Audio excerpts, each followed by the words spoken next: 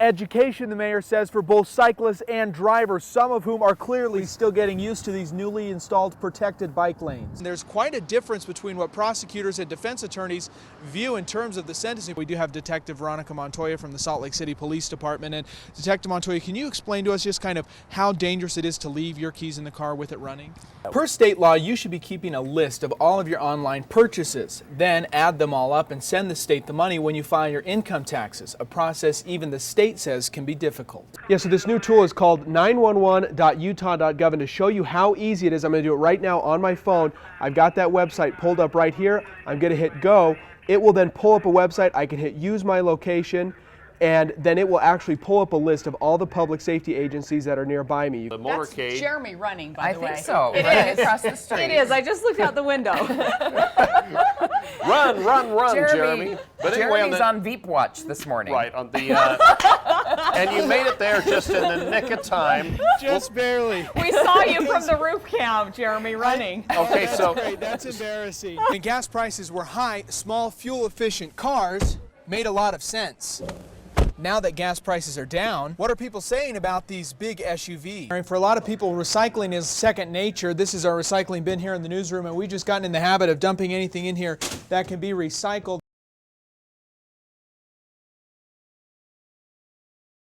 A security company is coming under fire after allegations that they were operating illegally in Utah and potentially putting you at risk. Now the state is investigating, but government action is far overdue, according to some in the security industry. Jeremy Harris has been investigating the allegations. Jeremy, this comes down to supervising armed guards.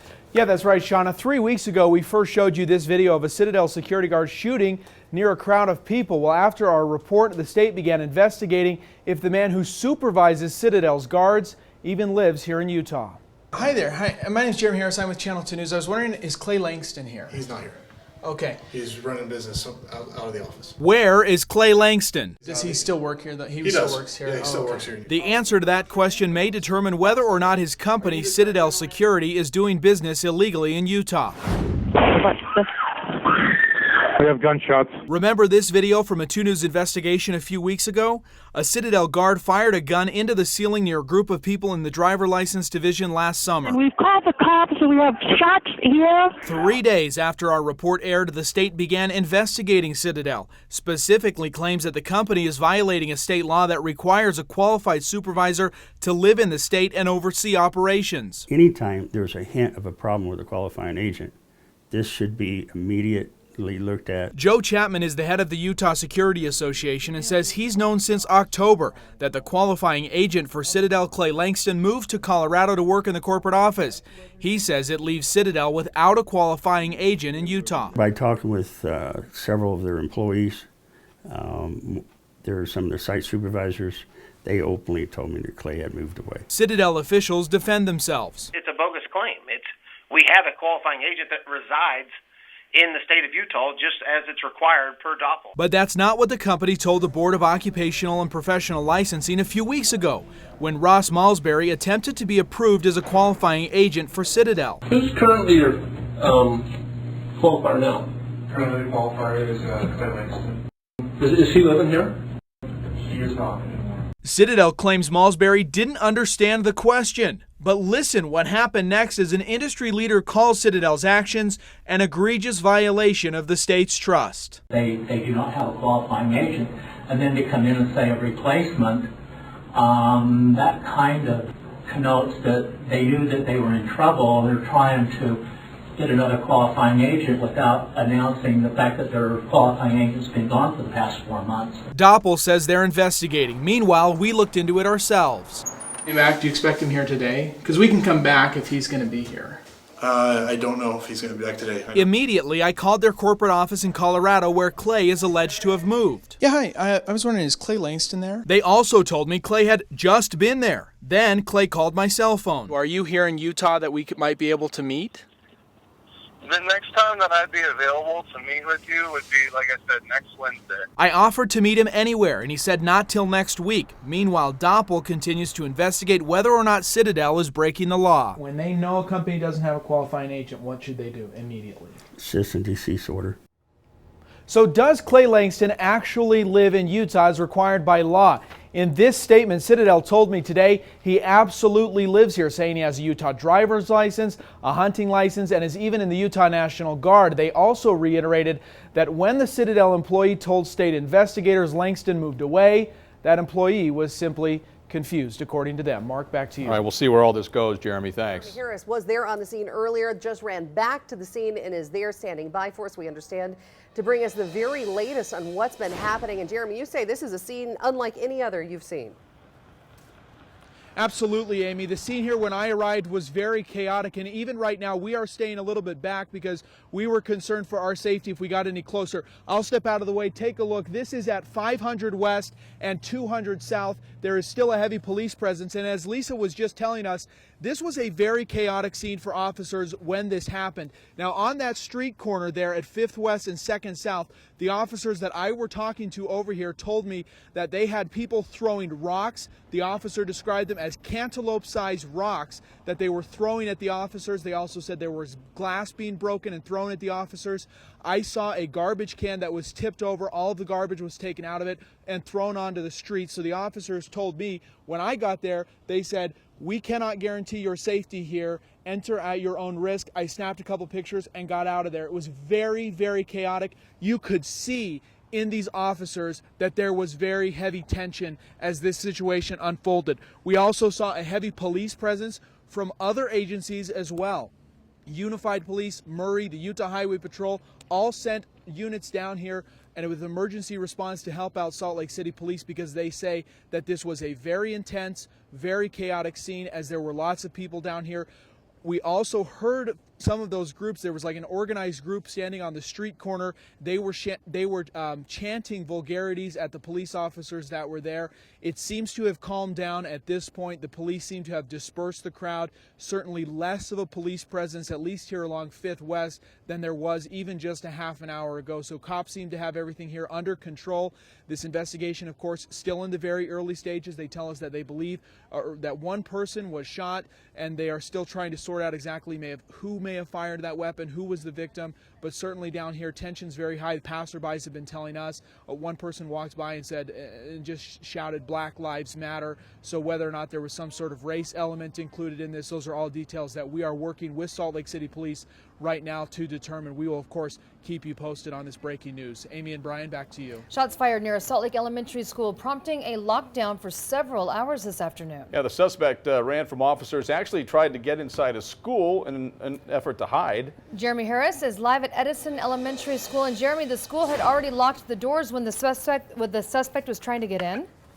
Yeah, that's right, Sean. In fact, because those shots came out from this area, this is just on the back side of Edison Elementary School, and officers say they got calls of shots fired here at the playground at the school just a half a block away. A teacher that was out on the playground also heard them and sprung into action.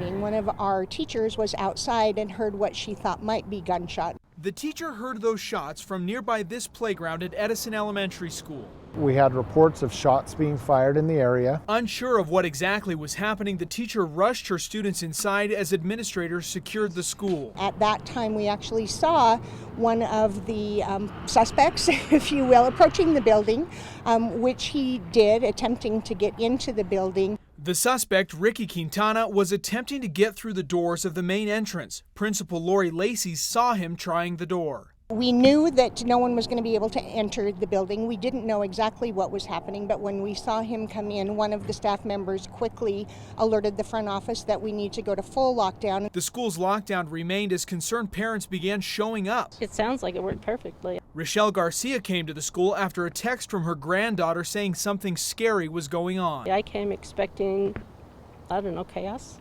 Police presence everywhere, whatever, and this is great. I feel really secure. I feel wonderful with the school. A safe resolution to a situation nobody at Edison Elementary was expecting, but for which they were all well prepared. Now, that's a dangerous situation, but everybody did exactly as they were supposed to do. We had a staff member who was very alert and trusted her instincts, and that everything that was supposed to happen to keep kids safe, in fact, happened, and it happened very quickly.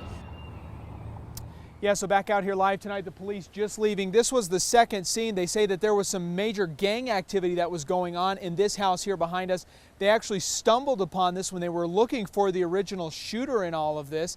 Now again, his name was Ryan Quintanilla. Police did make a second arrest, though they have not released the name of the second person that was arrested or exactly what happened here at this house. But again, gang detectives just leaving within the last few seconds here. They've been here all afternoon, and we are awaiting more information about exactly what this scene was, but they say they just stumbled upon it as they were in the course of their other investigation. Mark and Shauna, back to you. I'm glad everything's okay with the kids at the school. All right, Jeremy, thank you. Oh, I could get in this and drive away right now. This driver is lucky that it's Salt Lake City Police Sergeant Robin Hayden and not a thief that is opening his car as it idles in the parking lot of 7-Eleven. His phone was sitting in the middle.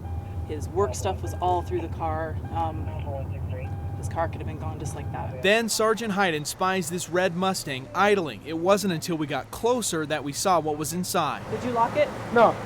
So I could get in and I could drive away. Oh, Oh my gosh, and you have a child. The dad says he left his kids in the running car while he grabbed them breakfast inside, but promises it won't happen again. Don't ever do this again, okay? Okay. And he said it's just cold. He didn't want to take him in, and we totally understand that. I mean, taking 2 kids into 7-Eleven to grab a cup of coffee, but you know what? It's worth it. You don't want to lose your kids. Well, I was watching TV, and I go, you know, I've always idled my car. Roger Lind says he was actually watching 2 News this morning, saw a report, and knew he was going to get busted if he left his car running outside, so he made sure to stand by it while it warmed up. I've seen you guys down here this morning, so I go, damn it. Almost every driver we talked to said the same thing. I left on because, you know, it's cold. Is this something that may change your habits?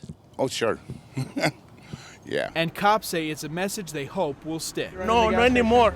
Not anymore. Next time I'm tuning off. I think a lot of them didn't realize that they could be that person. You know, we think, oh, it's not going to be me. And here the police are pulling up to your car and they've seen it, so a criminal can see it. I was in the Marine Corps for just shy of 10 years. George Toledo is a Marine through and through, and while he's used to being in the desert of the Middle East, today he is in the fresh Park City snow to ski with hundreds of other vets. If anything, that's the last thing I ever imagined myself doing. Okay, so you guys... A place he once thought he could never be after the helicopter he worked in as a gunner crashed in 2011. In that helicopter crash, I shattered, splintered my left leg. I've had numerous surgeries, had a skull fracture, lung contusions. While recovering, he was found by Team Semper Fi, an organization that supports thousands of vets just like Toledo, as a way of making them whole, physically and emotionally. I was in a really dark place for a while. Getting together and having a sense of community and being able to talk to and relate with people who have been in your shoes and you don't have to explain things to as much as you can just relate. Lift up your heel a little bit. And I think that's a really successful part of the program. Team Semper Fi helped bring these vets to Utah from across the country.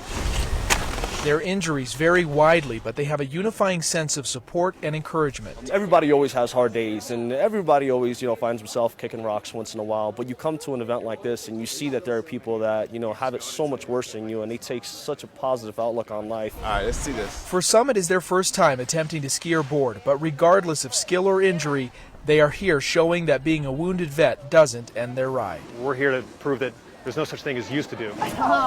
We can find a way to adapt. And you can still do everything that you want to do. Maybe it's in a different way. Maybe you need a piece of equipment that helps you. Maybe you need some instruction. Left foot down the hill when you're ready to stop. Maybe you just need a little bit of confidence. And that's what coming out here does. Oh, I did a trick.